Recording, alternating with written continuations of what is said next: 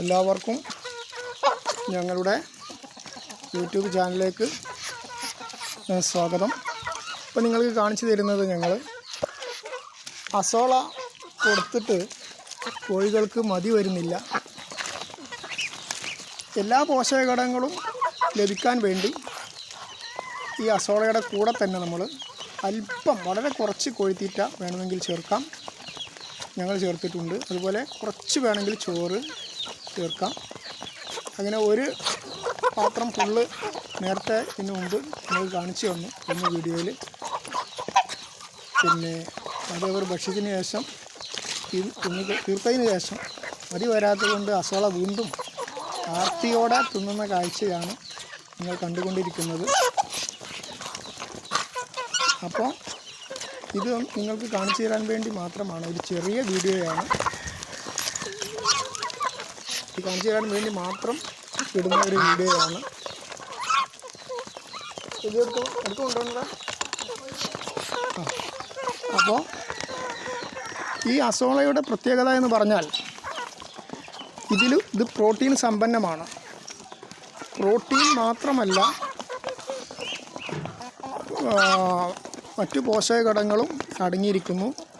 ജീവിയുടെ വളർച്ചയ്ക്ക് ഏറ്റവും ആവശ്യമായത് നൈട്രജൻ, ഫോസ്ഫറസ്, പൊട്ടാസ്യം. ഈ സസ്യങ്ങളുടെ കാര്യമാണെങ്കിലും ജന്തുക്കളുടെ കാര്യമാണെങ്കിലും ഞാൻ പറഞ്ഞിരുന്നു, ജൈവവളമായിട്ട് അസോള സസ്യങ്ങൾക്ക് ഉപയോഗിക്കുന്നുണ്ട്. കോഴിത്തീറ്റയായിട്ടും മാത്രമല്ല കാലിത്തീറ്റയായിട്ട് ഉപയോഗിക്കുന്നുണ്ട്.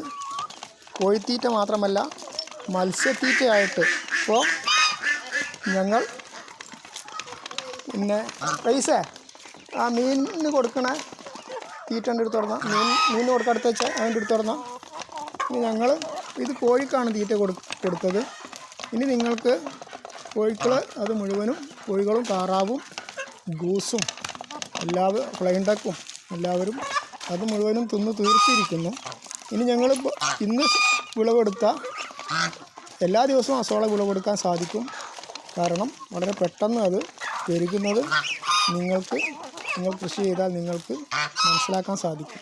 അപ്പോൾ കോഴികൾക്ക് ഇനിയും അസോള മതിയായിട്ടില്ല, ഒരു പാത്രം മറിക്കുകയാണ്. താറാവും ഫ്ലൈൻ ഡക്കും കോഴികളൊക്കെ അവർക്ക് പൈസ പിന്നെ അങ്ങോട്ട് കൊണ്ടുവരും. നമ്മൾ മീനിന് കൊടുക്കാൻ പോവുക. മീൻ വാ. അപ്പോൾ ഞങ്ങൾ ഇനി ഇത് കൊണ്ടുപോകുന്നത് ഞങ്ങൾ മത്സ്യത്തിന് കൊടുക്കാൻ വേണ്ടിയാണ്. മത്സ്യങ്ങൾ ഇത് വളരെ പെട്ടെന്ന് പിന്നെ തിന്ന് തീർക്കുന്നു. അപ്പോൾ മത്സ്യത്തിന് തീറ്റ വളരെ കുറച്ച് മാത്രമേ ഞങ്ങൾക്ക് ചിലവ് വരുന്നുള്ളൂ. നിങ്ങൾക്ക് കാണിച്ചു തരാം.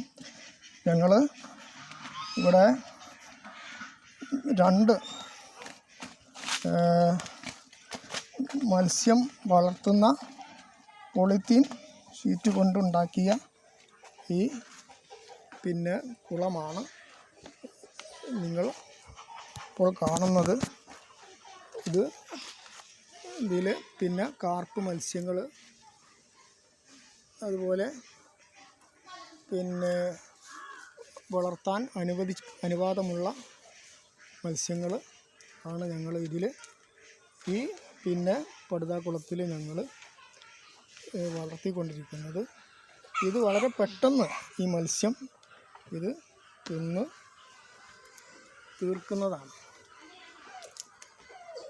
അപ്പോൾ തീറ്റ ചെലവ് കാര്യമായി ഒന്നും വരുന്നില്ല എന്നതാണ് ഈ അസോള. കുറച്ചും കൂടി ഇട്ട് കൊടുത്താൽ റൈസ്. തീറ്റ ചെലവ് കാര്യമായി ഒന്നും വരുന്നില്ല എന്നതാണ് ഇതിൻ്റെ ഒരു പ്രത്യേകത.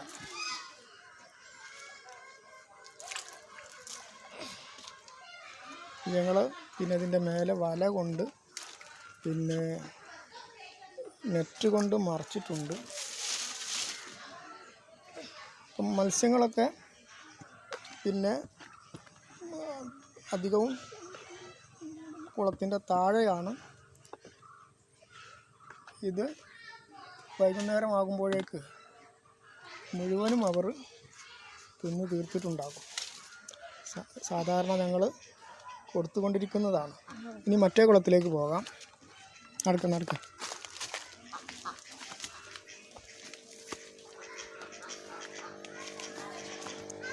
അതിലേക്കുള്ള എയറേഷനാണ്. ഇതാണ് മറ്റൊരു കുളം. ഇതിൽ ഞങ്ങൾ പിന്നെ കോഴി, കാർപ്പ്, അതുപോലെ ആസാം വാള അതൊക്കെ ഞങ്ങൾ ഈ കുളത്തിലും കൃഷി ചെയ്യുന്നുണ്ട്, ചെറിയ തോതിലാണെങ്കിലും.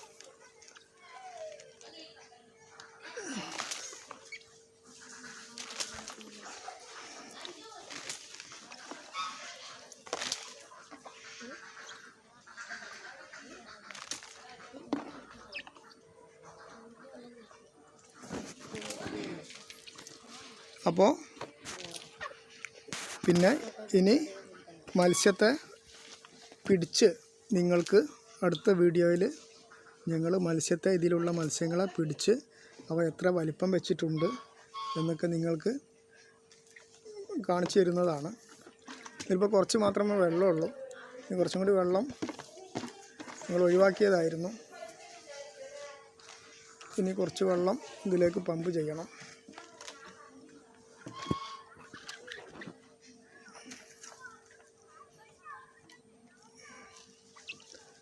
വളരെ പെട്ടെന്ന് അവർ ഈ അസോള തിന്ന് തീർക്കുന്നതായിട്ടാണ് ഞങ്ങൾക്ക് കാണാൻ സാധിക്കുന്നത്. തീറ്റ ചെലവ് അതുകൊണ്ട് മത്സ്യത്തിന് വളരെ കുറവാണ്.